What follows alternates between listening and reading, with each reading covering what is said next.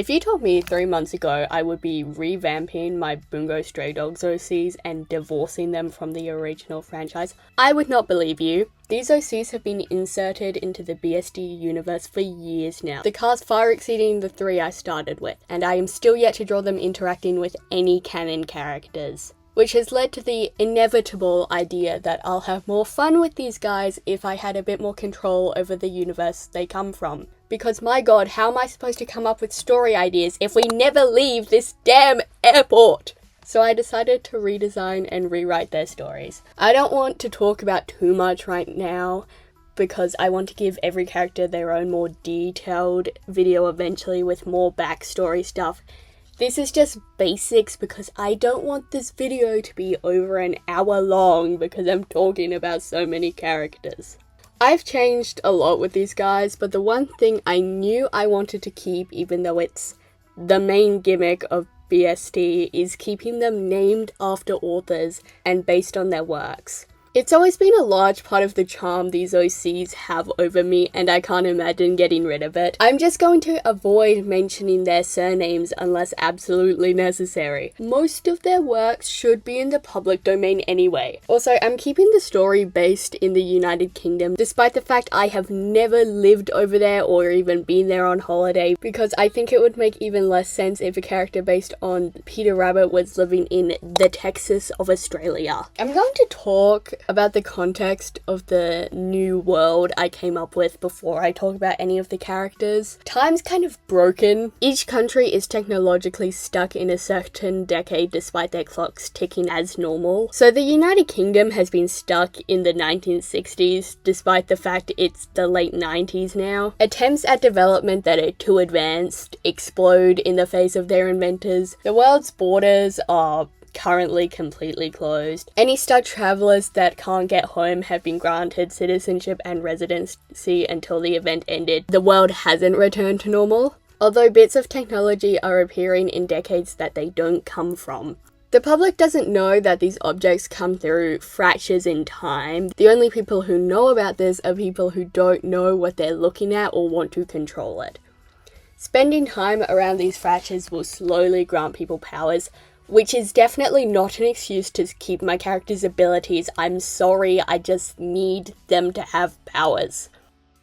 The story I have in mind is that it starts off really simple. My main character just trying to figure out where this random technology is coming from. It's a fracture under their school. But over time, the story evolves into something more serious after another character becomes a lot more violent and defensive over the technology that keeps appearing. Forgive me in advance for butchering the pronunciation of Ija's name. I only recently changed her to be from the north instead of the south. Since Ija was born into this world in its current state, she never cared all that much for why it is the way it is. She goes to the boarding school the story takes place around because her previous school closed from failed renovations. Ija's pretty much the best guitarist at his school, although you couldn't pay him to play in a band with other people. His family is Catholic, something that causes Ija to twist his beliefs to support some of her less than Christ-like actions, which I'm not gonna get into yet. For most of her existence, Ija was a cannibal, a trait I've mostly cut because it screamed being in the same universe as Osamu Dazai, and it just doesn't fit anymore. Although she still has a short temper, massive ego, and bites people on occasion, these traits mostly come from her being based on Spitz from The Call of the Wild. He doesn't take Jack London's first name because I want my main character to be an outlier to my other central characters, and also she just doesn't have such a tight connection to the original work as some of my other characters. The fashion of this world is not meant to be that historically accurate since it's not actually the 1960s. Some people try to innovate the best that they can while others dress even more outdated. While some select few embrace the hand they've been dealt and go, oh, it's basically the 1960s. Let's just revert back to the 1960s in every way of life. That's basically the political state of the nation at the moment as well. Ija's old design was meant to stand out and feel too modern within the context of my other OCs being very historically inspired. While his new one is meant to be almost in line with the status quo of the others, but I still did want it to have a very personal flair. So the colour red is really obvious and abundant in Ija's design, something that the other characters don't really have. And she's one of only 2 characters that are very obviously and overtly religious. Ija's power ability thing is that she can shapeshift. It used to be that he could only shift into animals that he'd killed, but that detail didn't work with the story or the setting of it anymore. So to make him less overpowered, Ija can only turn into creatures she's actually seen in real life, which works and restricts her greatly considering the whole borders are closed thing. He's definitely one of my all-time favourite OCs. In a better world, I wouldn't struggle so much drawing his fringe. Kenneth was originally an engineer for the Order of the Clock Tower. He was one of the first 3 BSD OCs I made, and I think you can tell by looking at him. He doesn't have many friends, having a reputation for being unstable, which he isn't. It's just teenagers being horrible. Although he can agree he can be a bit overbearing at times, but he never means any harm. Like Toad from the original Wind in the Willows.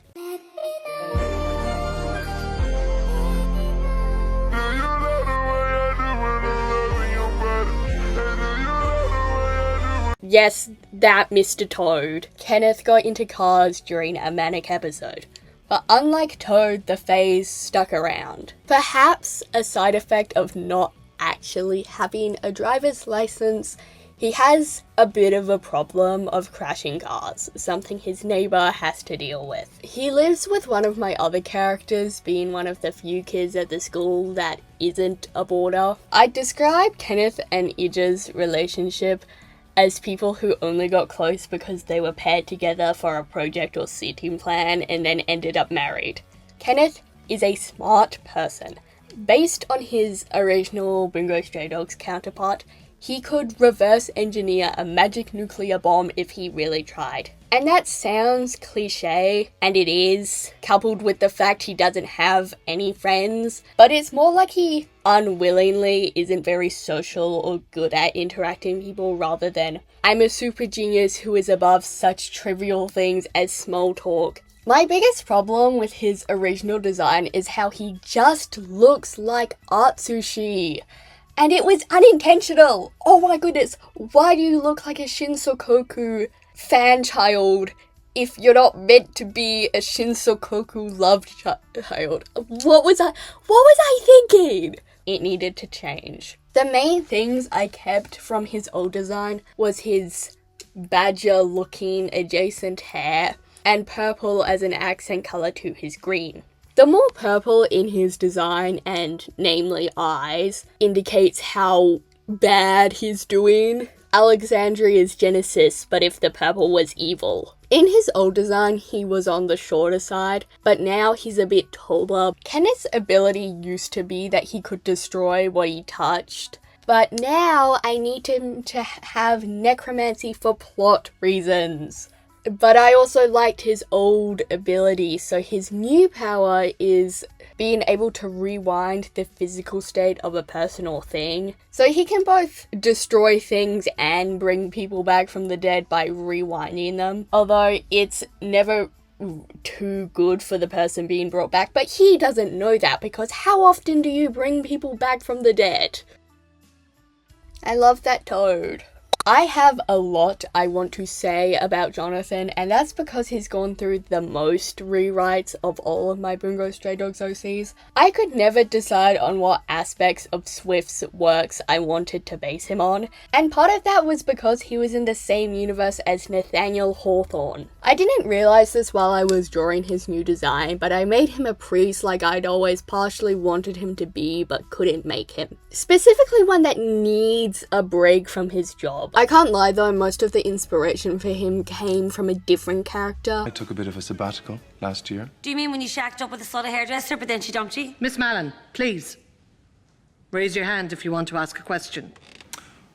Okay, I think we should just move on. The hairdresser certainly did. I like the idea of him being a little pathetic. She's a bitter and irritable religious freak who's only a priest out of guilt. Jonathan's redesign is quite simple. I put her in an average looking cassock. I tried so hard to give him shorter or natural coloured hair, but it just doesn't work with Jonathan. It's like he's clinging to a life that he just doesn't have anymore, and I like that. I went back and forth on having her wear a crucifix or rosary before deciding against it since that's Aegis' thing.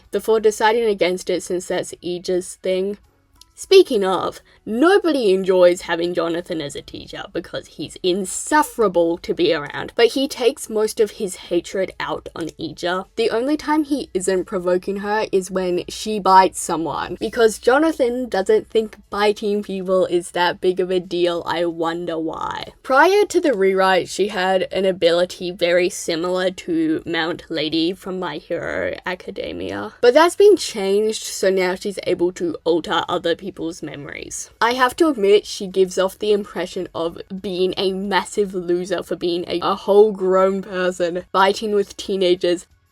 I promise there's a good reason for that. I'm just not saying it right now because I'd end up talking for another 20 minutes.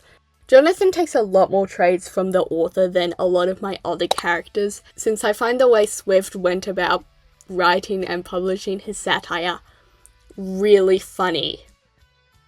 But it's still very little in the grand scheme of things, because the real Swift would probably curb stomp me if he found out about Jonathan. Anna is another one of my first few BSD OCs. From the start, she was always someone with a painful amount of military experience. In this universe, she joined the military out of fear a war would start after the world returned to normal, wanting to have some kind of power over keeping her family safe. While in the military, she's told of fractures and gets up close with a much smaller one than the one under the skull, which makes her able to heal herself by reflecting the injury back on her attacker, which is the same ability she had when she was a BSD OC, and I'm keeping it because I like that idea and I don't have to worry about her being in the same universe as Yosuno anymore. She's actually absent for the first main part of this hypothetical story, coming back after her service ends. Because of this, I do worry that Anna won't end up as fleshed out or interesting as some of my other characters because she gets introduced later. But I do have some ideas of building up to her introduction and making her important before she gets properly introduced. I based Anna primarily on ginger rather than beauty. I do plan to give her a girlfriend based on beauty, but I am yet to design her. The reason for Anna's inspiration is that I preferred having a more distrusting and headstrong character. I like paralleling other characters to Ija, and Anna does that in a way I don't think I could if I based her on beauty. Since we're talking about a horse girl, I am going to bring up that I looked at many human Applejack designs for inspiration. Before, she wore something inspired by what Victorian women would wear when horse riding, but now I've settled on something I think Anna would actually enjoy wearing, something more practical. It's not as obviously 60s inspired. Again, a lot of my characters aren't, but that's because Anna genuinely believes the world will return to normal, so she doesn't aim to look entirely the way some other characters would. Anna prioritizes other people's safety over her own, although she isn't always the most effective at it. She particularly prioritizes the safety of people that she's close to. She really feels like she has to prove that her way of doing things is right, because if she's wrong, then what's the point of everything that ends up happening? So she and someone else both easily get fooled for very different reasons, but both act in the same offensive way that comes from people who believe they're always in the right. Anna owns quite a few horses. She lives with her sister on a large property but in a very small house to make room for the evil, intimidating horses. Angus has changed the most despite being my newest main OC. I cry every time I look at his old design. What is that? He's based on the Wind in the Willows like Kenneth, but he doesn't take Graham's name because he used to be a very minor antagonist. The name Angus comes from the Disney adaptation of the novel. Angus used to be based on the Weasels, but I like it more now that he's based on Badger. Especially now that I already have 3 other antagonists. He's now a teacher at the school, but one who actually likes and cares about his students. His design used to be so cluttered and took forever to draw, but his second design was also too beige for my liking. Because Kenneth and him are based on the same novel, they share the primary colour of green. Angus doesn't dress up much for work. He needs to retire, but loves his job too much to actually do that. I think he should look a lot older, but every time I try to correct this, somehow he looks younger and worse. The design definitely isn't the best I can do with him, but whenever I go back to make another one, I can never create anything better than what I already have. So this is what I'm putting out there for now until I can make Angus's focus video and spend a lot more time dissecting him specifically. I can't decide if I want him to find out about the fractures or if I want to keep him in the dark. The idea of a character who does what they do out of care without knowing the exact details of what other people are going through is nice in theory. But also, I think not knowing what's really going on would take a massive toll on him. He's the father of the hypothetical beauty character I talked about earlier. So because of that, he treats a lot of characters like family when he really doesn't have to. Namely, Anna and Kenneth. Since Angus doesn't spend as much time around fractures, he shouldn't technically have any powers, but since he works at the school, he has the weak ability of being able to see into an object or person's past, sunset shimmer style. He doesn't know about this though, so he only uses it on accident. So he gets really confused why he knows the life story of a pencil. Beatrix, what can I say about you without majorly spoiling anything? She's the last character that was part of the original 3, and she's based on Mr. Todd, but intentionally presents herself really innocently like Jemima Puddle Duck. And she does this to get on people's good side. She falls into the belief that if people come back to her after she does something wrong, she can't really have done something that bad. Beatrix is the self-appointed leader of the antagonist trio I'm calling the Weasels for no reason in particular. I know Cheryl isn't a weasel, but my characters are. Beatrix doesn't go into her endeavours directly wishing harm on people. It's more of a, if she has to hurt someone to get what she wants, then she will hurt someone. But she never goes into something wanting to do that. Beatrix always had an intentionally misleading design, consisting of rounder shapes with few points. I must say she looks a lot better with red as her secondary colour rather than green. Too many characters would have green as a primary colour if I kept her like that. Also, remember what I said about Ija's red being unique in its obvious abundance? I think that's still true. Beatrix's red is desaturated to the point I'd mistake it for being brown or extremely off pink, and I designed her. I had to age her up from 25 to 36 because she felt too young for some of her accomplishments. Plus, the older she is, the more perceived authority she has over some of the other adult characters. The reveal of her being a terrible person is meant to contradict what Ija knows about her, but also makes sense if he was paying enough attention to the way the other 2 weasels behaved around her. Beatrix's ability used to be that she was just a really good master manipulator, but I think it's better for her character if her persuasion isn't some magical power, she's just really good at talking to people. and she doesn't use this power very much, only when something goes really wrong for her, which isn't that often. Instead, it's more of a looming threat to the other weasels of what'll happen if they mess up. Like Anna, she's very fond of her animals. All of the bunny videos on TikTok that I keep seeing flooding my For You page are made and posted by her on different accounts. You have to trust me on this. I personally am very happy with the overhaul I gave these guys. I didn't say everything I wanted to yet, but I'm very satisfied with the story that I've planned. I didn't actually show all of my characters in this. There's a ton of side characters and even one more main one, but I can't talk about them without major spoilers, so I'm saving that character for the individual videos if I ever get to them. Take some school uniform and Beatrix concepts I couldn't find space to include in the main portion as a reward for listening to me talk for like 20 minutes. Thank you for listening to me go on forever about my OCs if you got all the way through. I don't know if YouTube as like a way to talk about them is actually for me or if I'll make individual character videos. But I just wanted to talk about these guys for a bit and I think I did that pretty nicely, so I'm very happy with what I've done.